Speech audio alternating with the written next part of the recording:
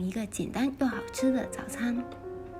空锅上炉烧热，然后放入手抓饼，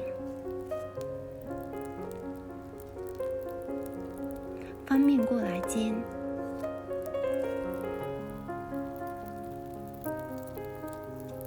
煎好后放入盘子里面待用。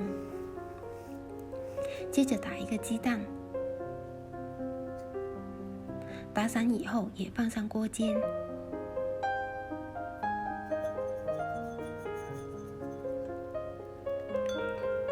同时把香肠、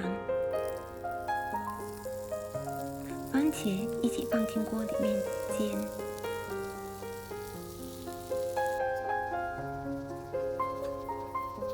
翻面继续煎。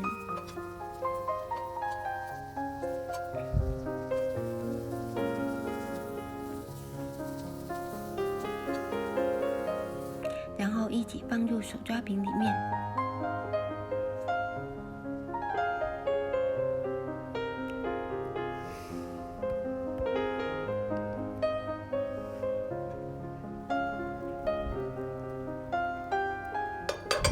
卷一卷，